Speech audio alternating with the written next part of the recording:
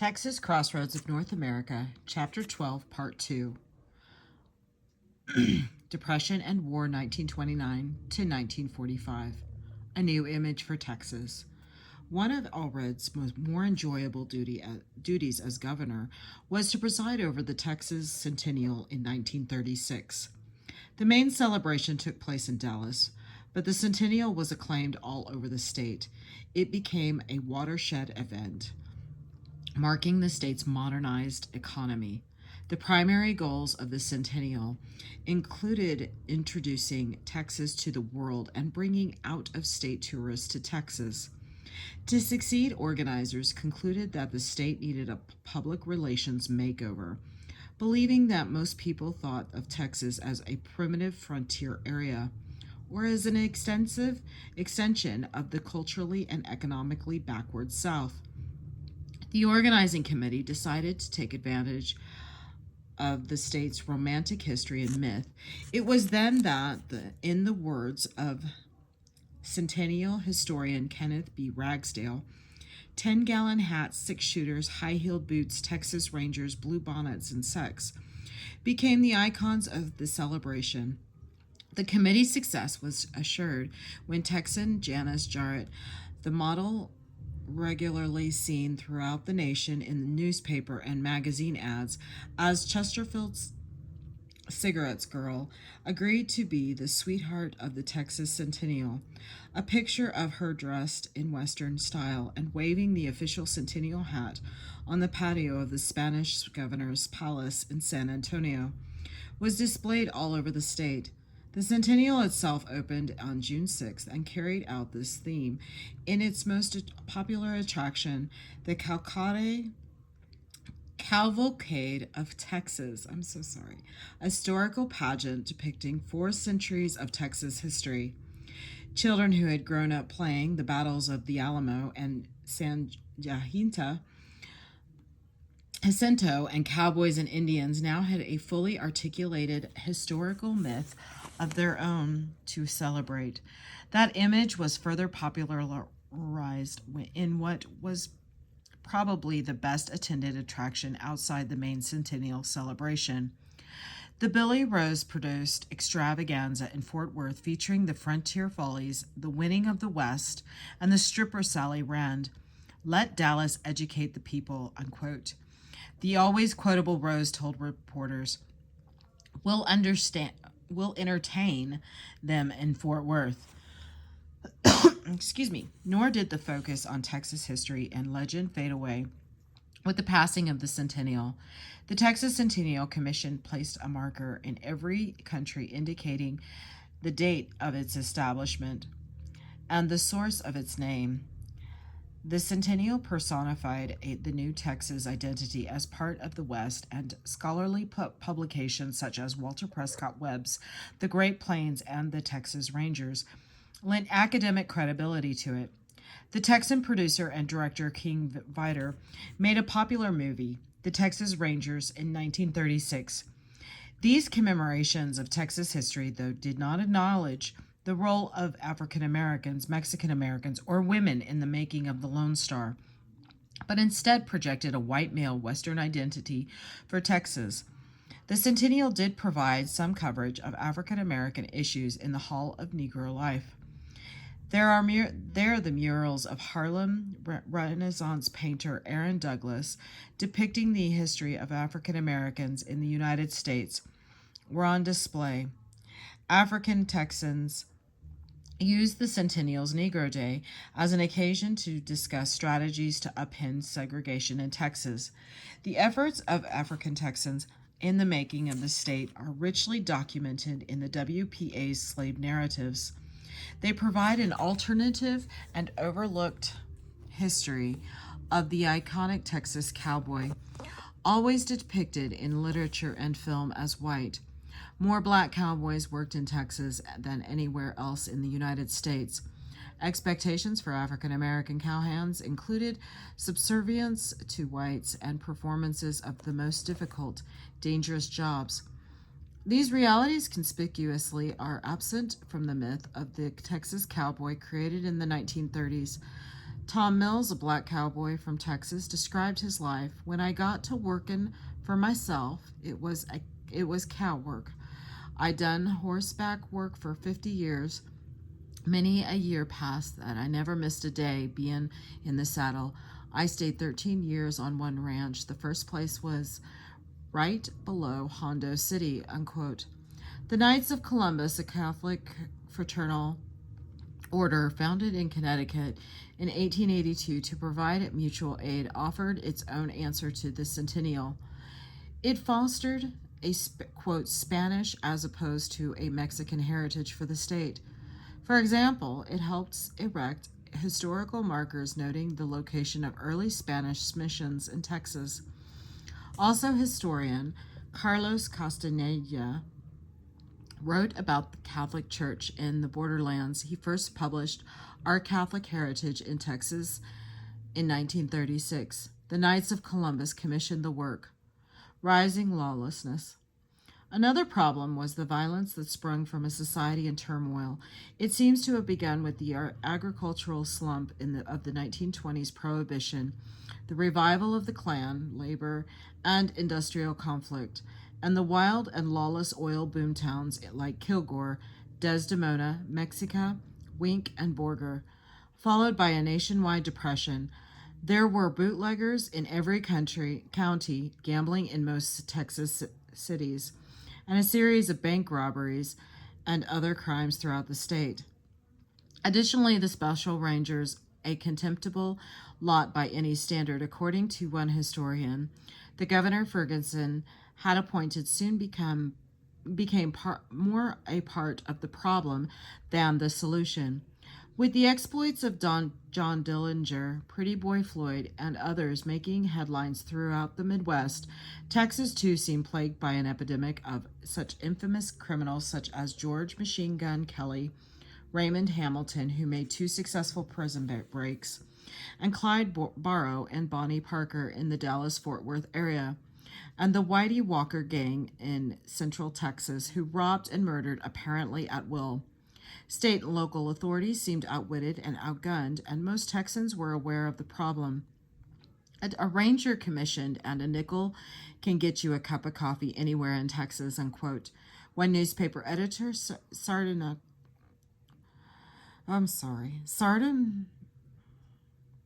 sardonically remarked, the situation was so bad that in May 1934, Governor Ferguson was forced to go outside the Texas Rangers to Senior Captain Frank Hamer, who had resigned in protest when she was elected, to find a man to track down Bonnie and Clyde. The infamous couple was gunned down in Louisiana in 1934.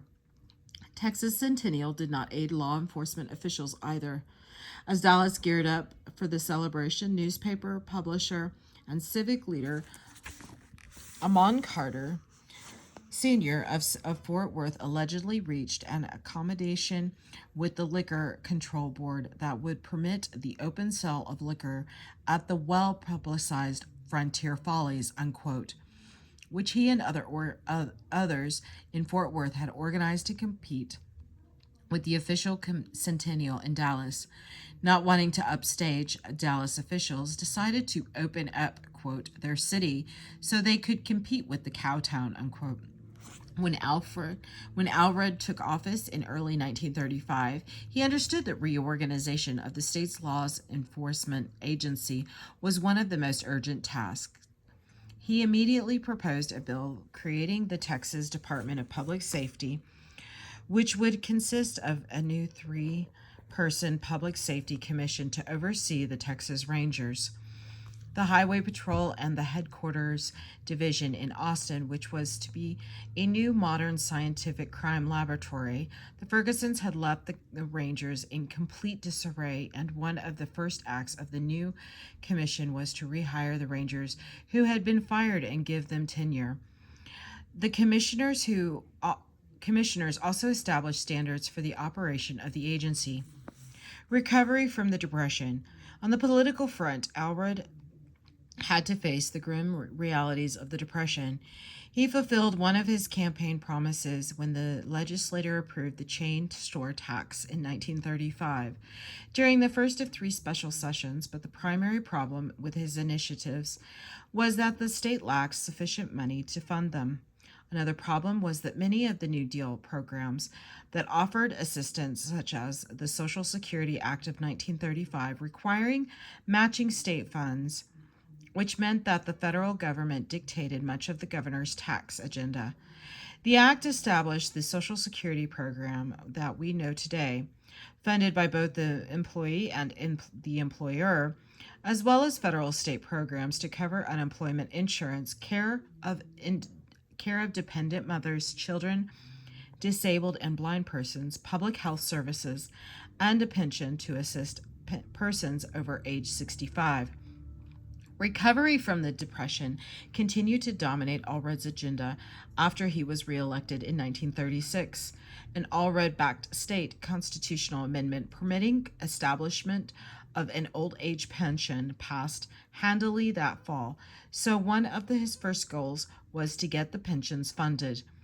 The state had estimated that there might be about 63,000 people eligible for pensions, but by the fall of 1936, 81,000 applications had already been filed, and the commission administering the program estimated that the number might go as high as 125,000. The state tightened the eligibility requirements but still lacked funding for such a large program. So Allred opted for a middle course, advocating pensions only for the needy elderly. Most of the money for his plan came from increased taxes on liquor. When Allred proposed new taxes on oil, gas, carbon, black, and sulfur to cover other needed programs, the legislature balked. He had to call two special sessions of the legislature in 1936 to work out the details of the program. Even so, when Allred declined to run for another term in 1938 and accepted appointment as a federal judge, the state was $19 million in debt. Hillbilly politics. Excuse me. The season is getting colder. You'll have to bear with me. I'm terribly sorry about that. As the 1938 gubernatorial race got underway, a Fort Worth flower salesman, Wilbert Lee O'Daniel, entered the contest in an unconventional manner. He had been performing for several years on a radio program that featured country and western music, and he told his audience that several listeners had suggested he run for governor. He feigned lack of interest in the idea, but asked members of the audience to write him if they thought he should run. After receiving more than 54,000 letters in 1 week, O'Daniel announced that he was a candidate for governor. In keeping with the homilies that he delivered on his program, he claimed that his motto would be the Golden Rule and his platform, the Ten Commandments. O'Daniel was not the hillbilly that he portrayed in his radio program. An Ohio native, he had moved to Fort Worth in 1925 to become general manager of a milling company. He discovered the potential of the relatively new medium of radio when he fired the Hillbilly Band, the light crust doughboys, including the creator of Western Swing Bob Willis, that performed on a program his company sponsored. Thousands of fans wrote requesting that the show be put back on the air. O'Daniel did not like the band's music, but he recognized the opportunity. He retired the light crust doughboys, took over as master of ceremonies for the program, moved it to the strongest radio station in the area, WBAP in Fort Worth, and put it in the Texas Quality Network during the prime time noon hour each day. After being fired from his general manager job, O'Daniel organized his own band, the Hillbilly Boys, and was soon selling the Hillbilly flower under his own label. His program began with a woman's voice asking, "Please pass the biscuits, Pappy," and O'Daniel was soon known throughout the state as Pappy. O'Daniel's popular program consisted of hillbilly music, homely stories, advice on family life, and maudlin poems such as, quote, "The boy who never got too old to comb his mother's hair," unquote. Although he was a bit aloof, even as star in person, O'Daniel affected a folksy voice that worked on the radio. He composed and sang his own songs, such as Beautiful Texas and Put Me in Your Pocket. By the time he ran for governor, he may have been, according to some political observers, the best known personality in Texas because of radio's popularity. Roy Bedachek, who traveled frequently in his job as head of the University Interscholastic League at the University of Texas, recalled seeing men all over the states, quote, slapping their thighs with delight and filling station radios as they listened to O'Daniel. Once in the race, O'Daniel employed the same showmanship in his political campaign that he had in his flower business. He fitted out an old bus with a loudspeaker and, with his hillbilly band, traveled from town to town, drawing thousands of people at every stop. After entertaining the crowd with music, he would launch into his stump speech, proclaiming that he was for, quote, the less Johnson grass and politicians, more smokestacks and businessmen, unquote. Then he would ask for contributions to his campaign, and his daughter would walk through the crowd with collection plates that had been made in the form of barrels labeled flour not pork, unquote. Some doubted that he was serious about the race. At one point, he told a reporter, "I don't know whether or not I'll get elected, but boy, it is sure is good for the flower business," unquote. And few realized that it was all an act. Some of the most unpretentious comments and much of the campaign itself was the product of the fertile and expert mind of a Dallas public relations executive, Phil Fox, who was working with O'Daniel on behalf of conservative anti-New Deal business interests. The other candidates initially underestimated the attraction the voters had for Pappy when it became clear that he was a serious candidate. The opposition began to ridicule him as the big town hillbilly candidate, unquote, and the banjo man from Fort Worth, unquote. But he handled the attacks with aplomb. When a reporter asked how he would govern under his platform, the Ten Commandments, O'Daniel smiled and said, "Well, take the fourth commandment, honor thy father and thy mother. Doesn't that mean old age pensions just as plain as day," unquote. The increasingly large crowds loved it. Former chair of the Railroad Commission, Ernest O. Thompson, who had been one of the favorites in the race, confessed that he, quote, didn't see O'Daniel. "The first thing I knew, he passed all of us and left me with a cloud of flour dust in my eyes," unquote. Even an old pro like Farmer Jim, unquote, Ferguson, who sat out this race, had to be impressed. O'Daniel conducted his campaign like an old-time religious revival, holding the rallies outside, basking in the God's sunlight, unquote, and he presented the issues in the same way as the camp meeting preacher. You were for him or against him, good for Texas or bad for Texas. Having never paid a poll tax or voted, O'Daniel called for abolition of the poll tax and capital punishment. Novelist George Sessions Perry of Rockdale aptly remarked that had O'Daniel been even slightly less astute, had he made a slightly less careful analysis of his own talents and the emotional requirements of his constituents, he might very well have gone on the road with a medicine show, unquote. Daniel won without a runoff in one of the biggest upsets in state history, with his largest majorities coming from the WBAP listening area around Fort Worth. The conservative backlash. Although O'Daniel appeared to some to be little more than a popularity personality, his homilies cloaked his conservative agenda. He invoked President Roosevelt's name on the campaign trail, but in reality was more representative of the remnants of the Jeffersonian Democrats, a conservative group that had organized in an almost fatalistic attempt to defeat Roosevelt in 1936. The Jeffersonian Democrats adamantly opposed FDR's efforts to pack the Supreme Court and saw the attempted purge of anti Roosevelt Democrat members of Congress in 1938 as un American. As some measure of prosperity returned to the middle class, their message of limited government, lower taxes, and individual freedom gained adherents. Knowing that they had no chance as a third party, however, they worked against New Deal programs and candidates from within the Democratic Party.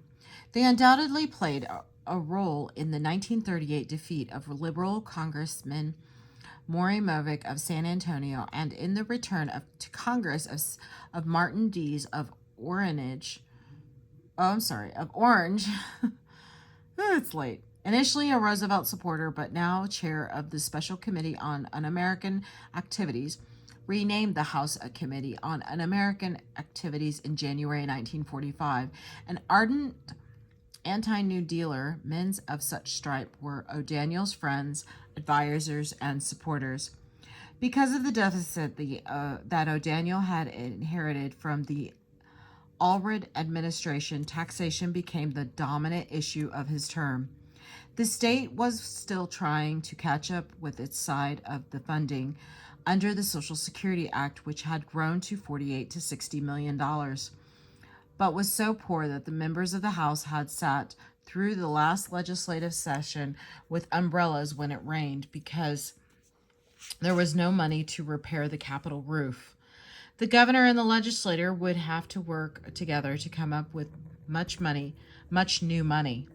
O'Daniel had denounced the sales tax during the campaign, but had not revealed where he would find the money to cover the deficit or the pensions that he had promised, and speculation began to spread that he would endorse on income tax. He waited until his inaugural, which attracted a crowd of approximately 60,000 to the University of Texas Memorial Stadium in January 1939 to unveil his plans for a, quote, transactions tax, unquote, of 1.6%. It was a thinly disguised and regressive sales tax, of course, something that had condemned during the campaign. He also scaled back on his primary campaign platform of universal old age pensions for those over age 65 who did not have an income of at least $30 per month. Unable to get even the modest measures through the legislature, he identified those who disputed him in his folksy Sunday morning radio addresses from the porch of the governor's mansion. And the legislature soon was inundated with the warnings from voters that the lawmakers should quit playing politics and support the governor. His tax plan had no chance of passing, but many of those who opposed him either did not run in the next election or were defeated. Meanwhile, claiming lack of funds, he vetoed money for the new buildings at the state hospitals and cut more than 50% from the state highway department's budget. He slashed the Texas Rangers' budget to the point that they had to borrow bullets from highway patrol officers. The legislative session ended with no tax bill and an increase of some $2 million in the state's deficit. O'Daniel began appointing ultra-conservative business people to the University of Texas Board of Regents with the intent of gaining control of the university without enduring the public drubbing that Ferguson had suffered. World War II. War came to Europe in the fall of 1939 with the suddenness that few in Texas anticipated. There had been adequate warnings. Japan had invaded Manchuria in 1931 and China in 1937 and had gradually expanded its influence over the Western Pacific. In the meantime, Germany, bristling under the onus of its World War I defeat and subsequent treaties, began its regeneration under the Chancellor Adolf Hitler. While Benito Mussolini took power in Italy, Italy attacked Ethiopia in 1936, and the following year, Germany successfully occupied Austria, the Sudetenland, German speaking Czechoslovakia, and Czechoslovakia itself. But it was the German invasion of Poland in 1939 that began the European phase of the war in April 1940.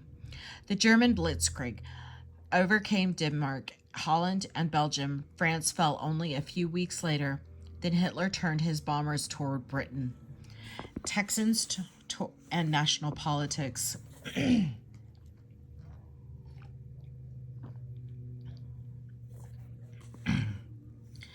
As President Roosevelt struggled with the delicate task of helping Britain while at the same time preparing a reluctant nation for war, he also had to decide whether he would seek a third term. Daniel faced a decision about his own political future in Texas, but unlike Roosevelt, whose sense of duty called, Daniel's failure to accomplish even the more modest of his platform goals seemed to diminish his interest in re-election. Indeed, his poor performance inspired several challengers. The old veteran Pa Ferguson believed that the governor had made such a mess of things that Ma, now almost 65 years old, would be a shoe-in to retake the mansion. He baited O'Daniel by calling him a slick-haired banjo player who crooned his way into the governor's office, unquote, and has been giving the people of Texas a song and dance ever since, unquote. O'Daniel struck to what he did best. He began his campaign on the radio, wondering aloud whether he should run for re-election. A few weeks later, he announced that thousands of my friends he had beseeched him to run and that he would honor their request. Despite the fact that Europe was engulfed in war, he offered the same cliches as his platform, decried the state agencies were nothing more than a juicy play pretties for professional politicians, unquote, and denounced the powerful oligarchies in Austin. In his few campaign appearances, he took little notice of the fact that the Nazis had occupied Paris and Luftwaffe was bombing London, except to claim that he had sent President Roosevelt a telegram detailing the activities of fifth columnist in Texas, which, needless to say, he did not follow up on after the election. He won again without a runoff. Vice President Garner momentarily diverted attention from the State House when he allowed his name to be put forward for the presidency in 1940 in an effort to keep Roosevelt from winning a third term. Though he had been crucial to the success of the New Deal, Garner now questioned the reforms, calling some of the New Deal programs just plain damn foolishness, unquote. In 1935, the greatest rift had occurred when his second inaugural address in 1937, Roosevelt asked for expansion of the U.S. Supreme Court. The conservatives of the court had declared both the National Recovery Act and the Agricultural Adjustment Act, as well as several other pieces of legislation, unconstitutional in a series of 5-4 decisions in 1935 and 1936. Roosevelt thought that the adding a few friendly justices to the court might solve the problem. Garner was one of the many who fiercely opposed this proposal, and he became a silent leader of the Democratic opposition.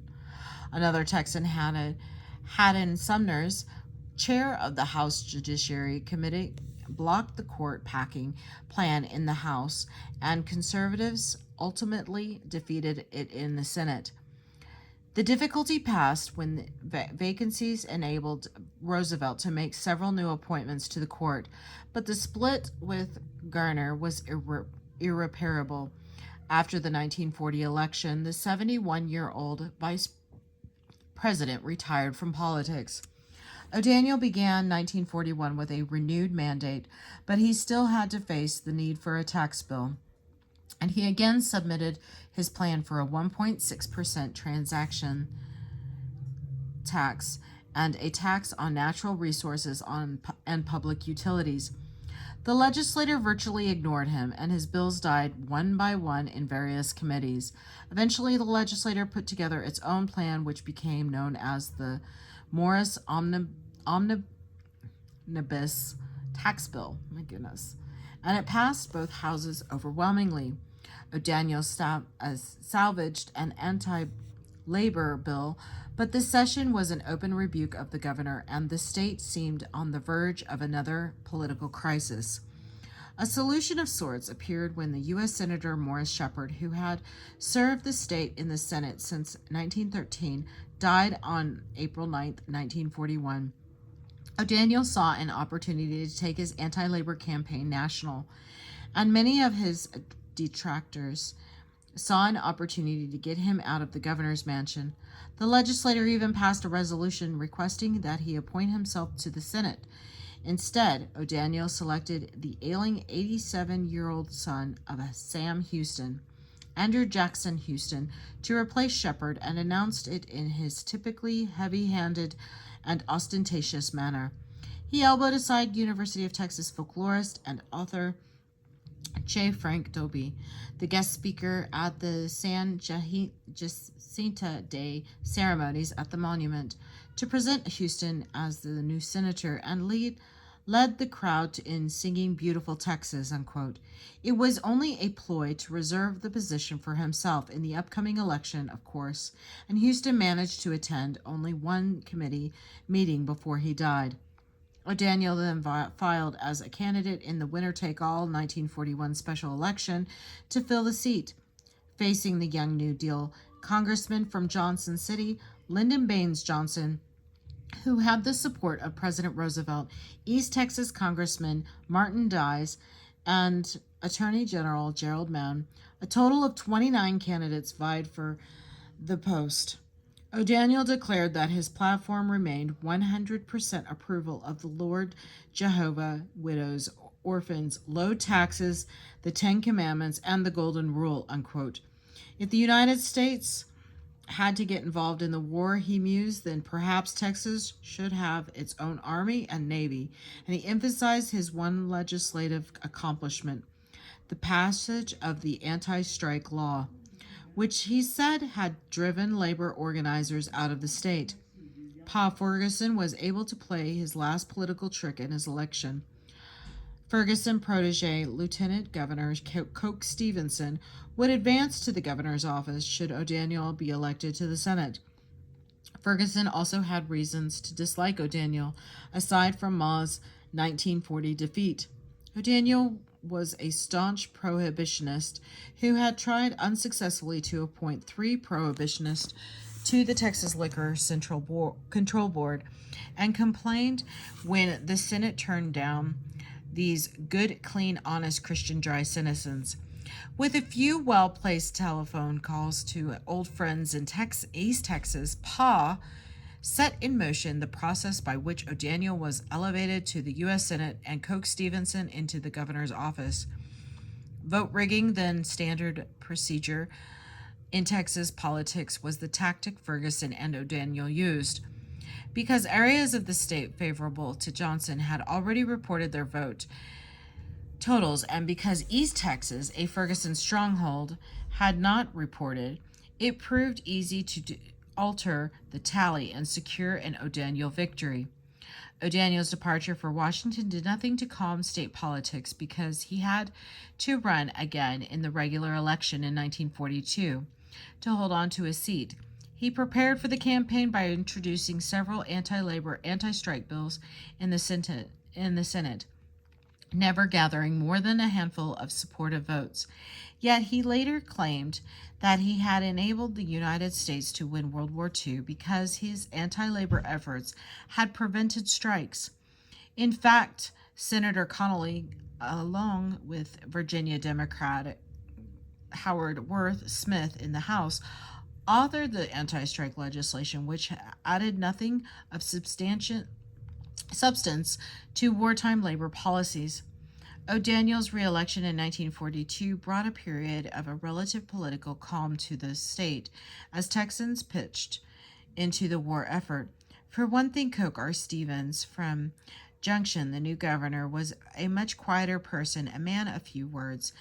He smoked a pipe and had a habit of drawing on it several times before responding to a question, which led to the Capitol Press Corps to nickname him Calculating Coke, unquote. Even then, his response was usually brief and uninformative. He was a seasoned official, having served as Speaker of the House of Representatives before being elected lieutenant governor, and he managed to establish a cordial relationship with the Capitol Press Corps by visiting with them frequently on an informal basis and inviting them to his ranch in the summers, probably seeing himself as the guardian of the state's financial stability rather than as a politician. Stevenson espoused the simple life and conservative politics.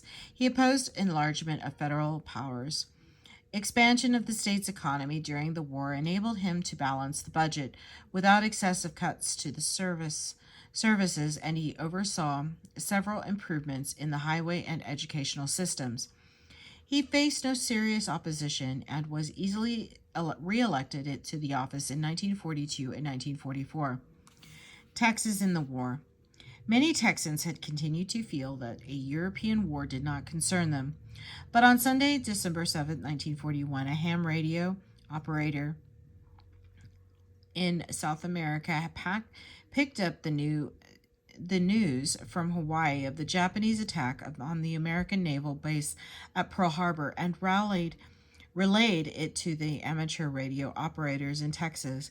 The worst was soon confirmed. 19 ships had been sunk, most of the U.S. Pacific Sea Fleet, hundreds of men killed, and the harbor badly damaged. Before U.S. Senator Tom Connally could get to the Capitol the next morning to introduce the resolution declaring war against Japan, young Texans had already lined up in front of the recruiting offices.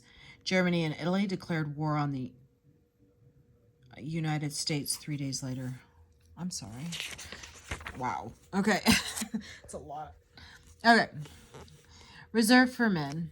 The popular song Rosie the River Deer heralded the accomplishments of women in new roles such as pipe fitter, lathe operator, and assembly line worker. All told, manufacturing increased fourfold between 1939 and 1944, from 453 million to 1.9 billion. This newfound prosperity enabled Governor Stevenson to sweep away the $42 million debt that the state had accumulated, and at the same time improve state highways, raise teaching salaries, and undertake a building program at the University of Texas. Still, one of his most important contributions was the adoption early in his term of the constitutional amendment, Article 3, Section 49A, that put the state on a pay-as-you-go basis. It prohibits the legislator from spending more than the state comptroller, tax collector, certifies will be on hand when the bills come due. Minorities and the war.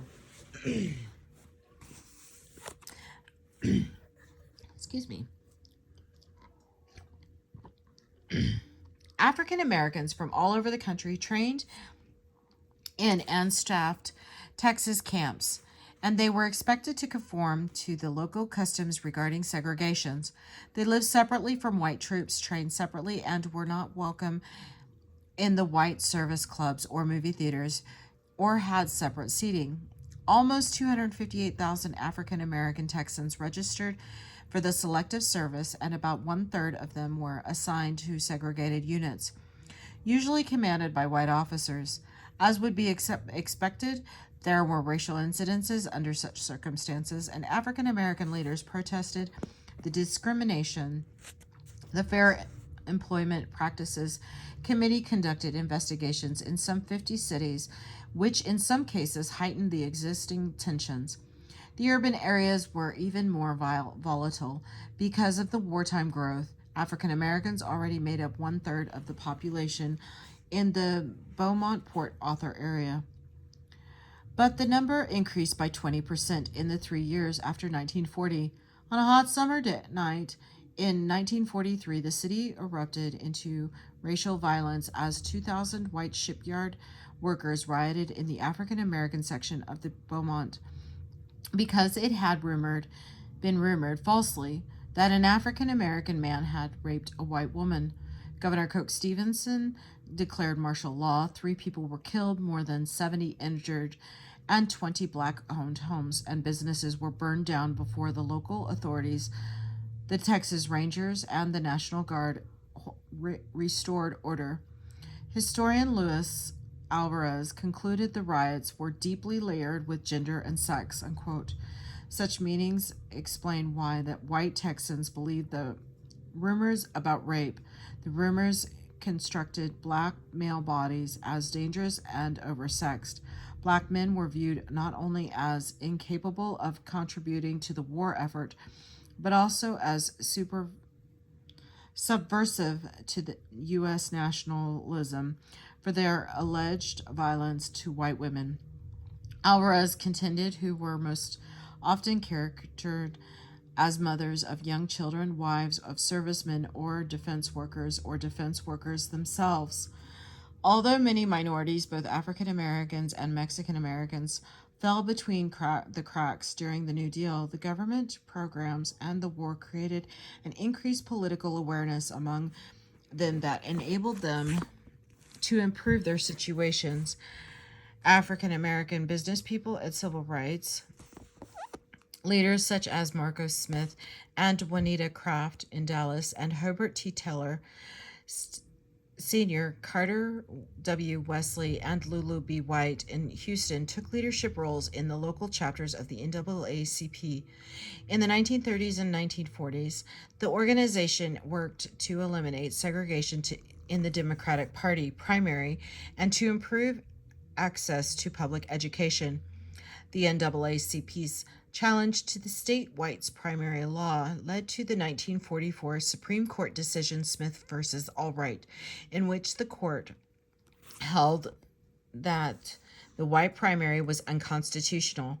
Some white Texas politicians who were previously had disdained their African American constituents found themselves campaigning for black votes in a matter of a few years. Meanwhile, a few liberal white Texans challenged over discriminatory tactics. Jesse Daniel Ames, who had been active in the Texas suffrage movement, formed the Association of Southern Women for the Prevention of Lynching in 1930. By 1938, African American women in Texas were also fighting this battle. Mexican Americans, meanwhile, had formed the League of United Latin American Citizens, LULAC. In an effort to eliminate racial prejudice and win equal rights, LULAC was largely a middle-class organization that opposed strikes, demonstrations, boycotts, and other acts that might be interpreted as disloyal. It encouraged Mexican Americans to vote and sent delegations to protest inequity, and police brutality. In El Paso, Mexican American women disputed their low wages, and in San Antonio, 12,000 Pekin shellers, mostly Mexican heritage women, walked off the job in 1938 in protest of low wages and awful working conditions. Labor leader Emma Tenukia helped organize the strike. There were no indoor toilets, and the high concentration of pecan dust made tuberculosis a common disease for workers. Wages for shellers had been reduced from the already low 6 cents a pound to 5 cents a pound.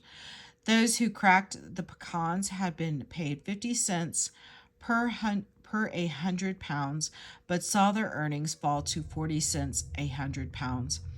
Pecan shelling was one of the lowest paying industries in the nation, with workers earning between $2 and $3 a week. The strike was the largest in Texas to date. Local law enforcement officials behaved brutally toward the striking women. In 1942, the United States and Mexico signed the Mexican Farm Labor Program Agreement, known as the Bracero Program. to permit much-needed Mexican laborers to come into the United States to help alleviate the labor shortage. The agreement guaranteed the workers a minimum wage of 30 cents an hour and humane treatment. Because of the record of discrimination and mistreatment of Mexicans in Texas, however, the Mexican government refused to let Mexican laborers come into Texas under the program until 1947. For different reasons, Texas growers opposed the Bracero program during the war years, fearing that its requirements would be expanded to other low-wage markets. White Texas landowners preferred to hire Mexican migrants who crossed the border without government sanction. The program remained operative until 1964. President Roosevelt acted preemptively to maintain good relations with Mexico and other Latin American countries by establishing the Office of Inter-American Affairs, OIAA. When Mexico banned laborers from coming into Texas under the 1942 Bracero program, which had been negotiated to ensure a supply of wartime field hands and other laborers, the OIAA brought the matter to the Governor Stevenson's attention, and the following year he appointed a Good Neighbor Commission. Funded by the OIAA, the commission worked to improve the treatment and living conditions of Mexicans in Texas and became a state agency in 1945. Conclusion: the labor shortage was only one indication of the major changes that had taken place in agriculture during the war. The diversification and crops continued with increases across the board in the production of grains, sorghums, cattle, sheep, goats, horses, turkeys, tomatoes, onions, spinach, pecans, and roses. In addition to cotton, the number of farms decreased during the war, but the average size of the farms grew and total production increased by as much as 30% because of the increased use of machinery. In 1945, Texas emerged from World War II fully industrialized and one of the most rapidly growing urban areas in the nation. Texas industry, propelled by war production, had greatly outstripped agriculture and economic importance. The state once again had a financial surplus for which Governor Stevenson claimed credit, but which in fact was due more to the federal expenditures that poured into the state during and after the war. In addition to the federal payroll, perhaps one of every 10 members of the armed services trained in Texas. Private industry expanded at an unprecedented rate. Fort Worth, Garland, and Grand Prairie boasted aircraft factories. Houston, Port Arthur, Orange, and Beaumont had new shipyards, and the huge petrochemical industry was firmly established on the coast. In addition, munitions plants, steel mills, and the Texas City tin smelter added to the state's industrial muscle. Needless to say, the older established industries such as oil and lumber did equally well, and by 1945, Texas had replaced California as the leading petroleum producer in the nation. Although Governor Stevenson was reelected in 1942 and 1944 virtually without opposition, the war years saw the beginning of a liberal conservative rift in the Democratic Party that became even more pronounced after the war. The party remained united behind Vice President Garner as the U.S. presidential election approached in 1940. But when Roosevelt decided to run for a third term, Texas conservatives, who called themselves the Texas Rangers, split from the New Deal faction part of the party. Two episodes in particular ignited their fury. The first was the supposed infiltration of the University of Texas by communists and other subversaries. A specious charge. I've never heard of that. Which led to the ultra-conservative board of Regents firing the president Homer P. Rainey, an ordained Baptist minister, in November 1944. The second was the U.S. Supreme Court Smith v. Albright decision in April 1944. which brought to an end to all-white primaries within a few decades. This liberal-conservative split would evolve briefly into a two-party system.